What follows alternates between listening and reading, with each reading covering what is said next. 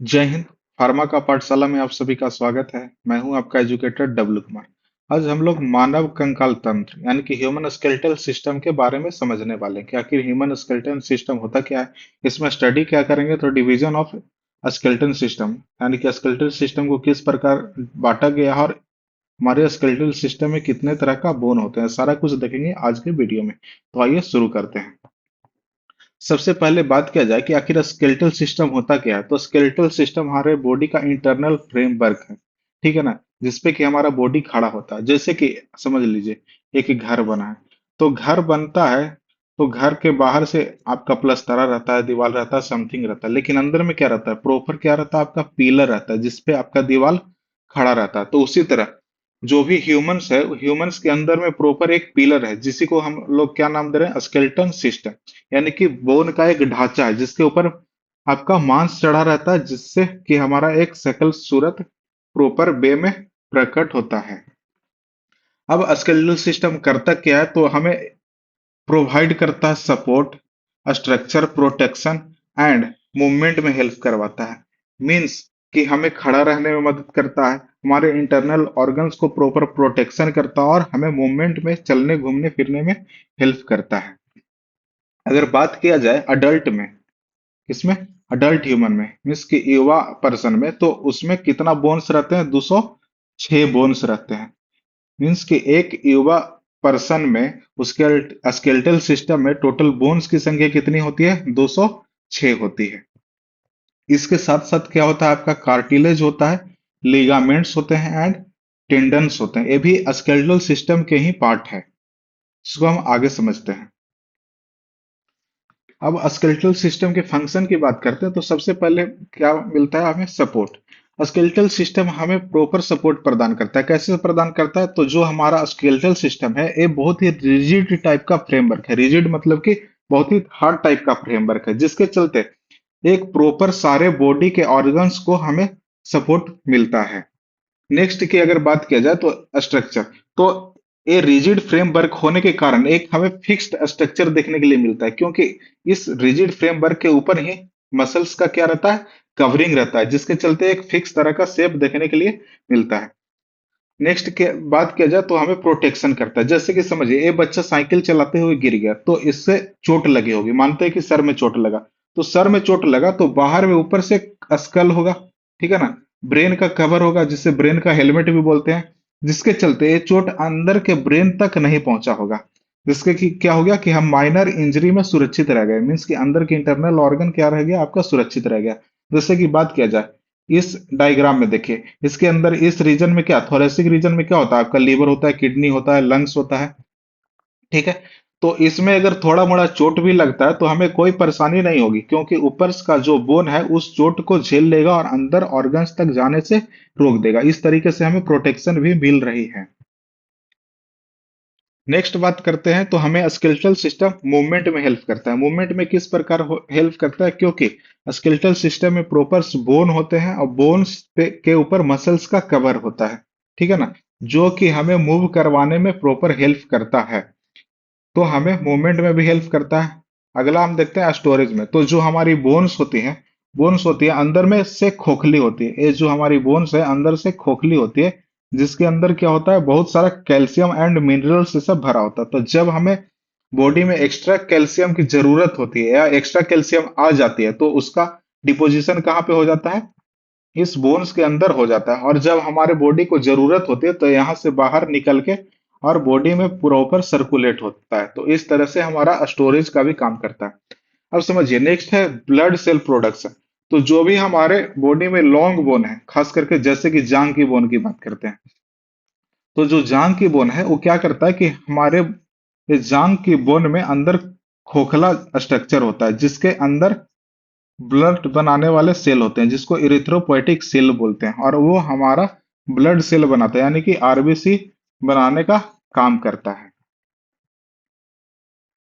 अब हम बात करते हैं कि आखिर स्केलेटल सिस्टम है, इसको स्टडी कैसे करेंगे और कितने पार्ट में बांटा गया है।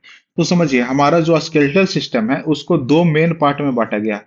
पहला हो गया एक्सियल स्केलेटल सिस्टम और दूसरा हो गया अपेंडिकुलर स्केलेटल सिस्टम। तो आखिर एक्सियल किसको बोलेंगे और अपेंडिकुलर किसको बोलेंगे? तो देखिए, जो स्केलेटल सिस्टम है, तो जो मेन एक्सिस में मिलता है, एक बीच से लाइन खींचेंगे। हमारा जो स्केलेटल सिस्टम है उसको एक बीच से लाइन खींचेंगे, और जो बीच वाले लाइन में जो जो कुछ आएगा, जो जो बोन्स आएंगे, वो सब क्या क्या कहलाएंगे? यानी कि वो एक्सियल स्केलेटल सिस्टम के पार्ट हो जाएंगे। और उसके अलावा जो भी साइड वाले जो भी कुछ बचेंगे, वो सब किसके पार्ट हो जाएंगे? अपेंडिकुलर स्केलेटल सिस्टम के पार्ट हो जाएंगे। जैसे कि समझिए, एक एक्सिस अगर बनाते हैं तो इसमें जो मेन बीच में बोन आते हैं और इससे अटैच बोन आते हैं, वो सब क्या हो गया? ये आपका एक्सियल स्केलेटल सिस्टम के पार्ट हो गए। और जो बाकी बचे किनारे वाले, वो सब क्या हो गया? आपका अपेंडिकुलर स्केलेटल सिस्टम के पार्ट हो गए। तो हमारा जो स्केलेटल सिस्टम है उसको दो पार्ट में स्टडी करेंगे, एक्सियल स्केलेटल सिस्टम और अपेंडिकुलर स्केलेटल सिस्टम। अब नेक्स्ट बात किया जाता है कि आखिर द एक्सियल स्केलेटल सिस्टम आखिर होता क्या है और इसमें कितने बोन्स होते हैं? तो एक्सियल स्केलेटल सिस्टम में जनरली 80 बोन होता है, ठीक है ना? और इसमें क्या क्या कुछ आता है? तो आपका स्कल हो गया, वर्टिब्रल कॉलम हो गया, रिब्स हो गया, स्टेर्नम हो गया।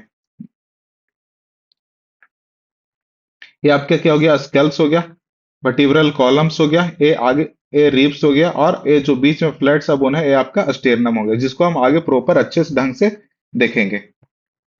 अगर अपेंडिकुलर स्केलेटल सिस्टम की बात किया जाए तो इसमें जितना भी लिम्स होते हैं, लिम्स कितने होते हैं? आपका 4 लिम्स हो गया, दो हाथ का और दो पैर का। इसके बाद कॉलर बोन हो गया, स्कैपुला हो गया, और आपका क्या हो गया? हिप बोन हो गया। ये सब किसके एग्जाम्पल हो गया? आपके अपेंडिकुलर स्केलेटल सिस्टम के एग्जाम्पल हो गए।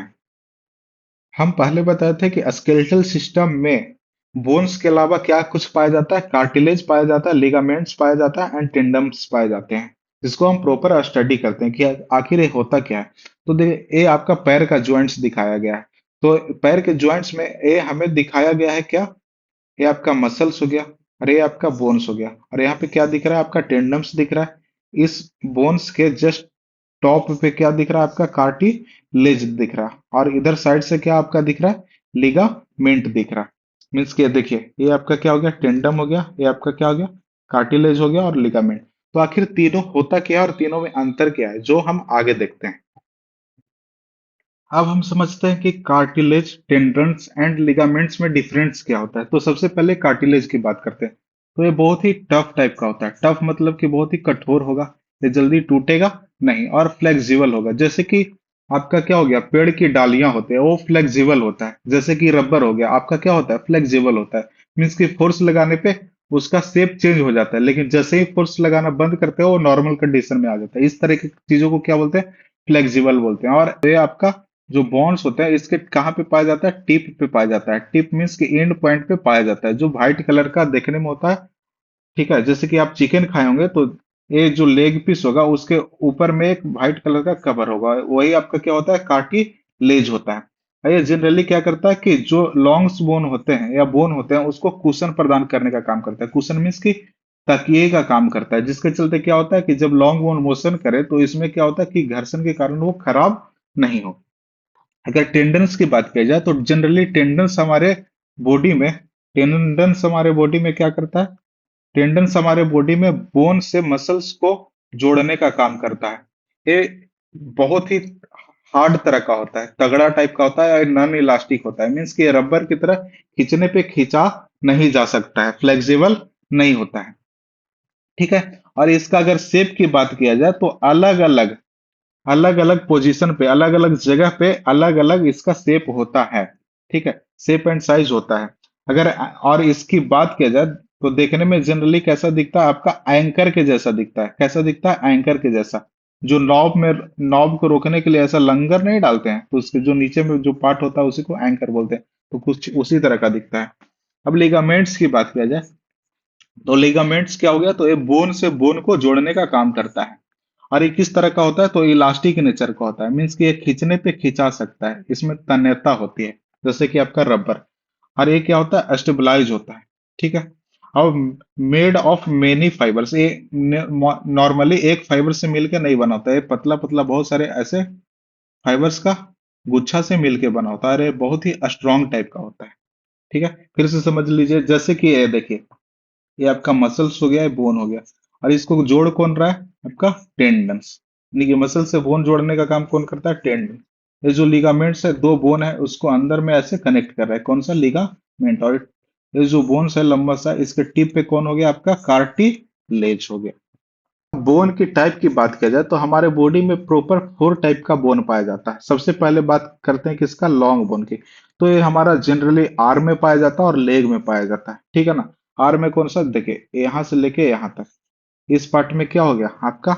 आर्म हो गया। और इसमें क्या हो गया आपका? लंबा बोन पाया जाता है। या लेग में बात करते हैं तो यहाँ से यहाँ, इस जिसमें कि इस नी बोन को हटा देंगे या कलाई वाले बोन को हटा देंगे।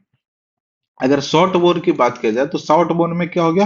जैसे कि रिस्ट, कलाई में जो बोन होता है, देखिए यहाँ पे कितना, यहाँ पे टोटल 8 बोन है। सोचिए इतना सा कलाई में ही आपका कितना बोन है? 8 बोन है। तो ये बहुत छोटा छोटा होता है। या एंकल्स में, एड़ी में बात किया जाए तो यहाँ पे कितना बोन है? 7 बोन है, जिसको हम प्रॉपर आगे स्टडी करेंगे, ठीक है। तो इसमें यहाँ पे रिस्ट में 8 बोन है, एंकल में 7 बोन है। तो इतना कम स्पेस में कैसे फिट हो गया? तो बहुत ही छोटे छोटे होंगे। तो ये सब किसके एग्जाम्पल हो जाएंगे? शॉर्ट बोन्स के। लॉन्ग बोन्स के एग्जाम्पल कौन हो जाएंगे? आपके आर्म वाले या लेग्स वाले बोन। अगर फ्लैट बोन की बात किया जाए तो देखिए, जो हमारे खोपड़ी में बोन्स पाए जाते हैं जनरली फ्लैट टाइप के होते हैं। या जो छाती में पाए जाते हैं वो कैसा होता है? फ्लैट तरह का। या छाती में जो रिब्स है इसको आपस में जोड़ रहा है, इसको स्टेरनम बोलते हैं, ठीक है। तो ये भी किस तरह का बोन है आपका? फ्लैट तरह का। तो या फिर कंधे में जो पीछे की तरफ बोन पाया जाता है ऐसे ट्राइंगुलर शेप का, त्रिभुज के आकार का, ये भी आपका क्या है? फ्लैट बोन है, ठीक है। ये त्रिभुज टाइप का, तो इसको क्या नाम देते हैं? स्कैपुला, ठीक है। तो आपका जो भी हो गया, शोल्डर ब्लेड्स हो गया, ब्रेस्ट बोन हो गया, जिसको हम क्या नाम दे रहे हैं? रिब्स नाम दे रहे हैं, या स्कैल, ब्रेन वाला खोपड़ी हो गया। ये सब किसके एग्जाम्पल हो गया? आपके फ्लैट बोन के एग्जाम्पल हो गया। अब इरेगुलर बोन का एग्जाम्पल, जिसका मीन्स की शेप फिक्स टाइप का ना हो, जैसा तैसा हो, तो इसको क्या नाम दे रहे हैं? Irregular bone. इसका एग्जाम्पल कौन हो गया आपका? आपका क्या हो गया? वर्टिब्रल कॉलम्स, जो कि हमारे पीछे साइड में प्रेजेंट है, यानी कि रीढ़ की हड्डी। ये किस तरह का एग्जाम्पल है आपका? इरेगुलर बोन का एग्जाम्पल है, ठीक है। इसमें देख सकते हैं आप प्रॉपर फोटो में, ये आपका क्या हो गया? स्टेरनम हो गया, आपका फ्लैट बोन का एग्जाम्पल हो गया। इरेगुलर बोन का क्या हो गया? वर्टिब्रल कॉलम हो गया आपका। शॉर्ट बोन का एग्जाम्पल कौन हो गया? आपका एंकल का या रिस्ट का। और लॉन्ग बोन का एग्जाम्पल कौन हो गया? या तो फीमर का ले लीजिए, या तो आर्म वाले बोन ले लीजिए, यानी कि हाथ का, ठीक है। तो ये आपका प्रॉपर 4 तरह का बोन होता है, ठीक है। 4 तरह का बोन होता है। लॉन्ग बोन, शॉर्ट बोन हो गया आपका, फ्लैट बोन और इरेगुलर बोन। हमारा अगर वीडियो अच्छा लग रहा है तो आपसे निवेदन है, हमारे वीडियो को लाइक करिए, शेयर करिए, सब्सक्राइब करिए। अगर इसका पीडीएफ चाहिए तो हमारा जो टेलीग्राम लिंक है फार्मा का पाठशाला करके, इस वीडियो के डिस्क्रिप्शन बॉक्स में भी उसका लिंक मिल जाएगा, उस पर क्लिक करके इसका पीडीएफ आप प्राप्त कर सकते हैं। अगर हमारा वीडियो अच्छा लग रहा है तो लाइक करिए, अगेन आपसे निवेदन है शेयर करिए, सब्सक्राइब करिए, और इसका नेक्स्ट पार्ट देखने के लिए जुड़े रहिए।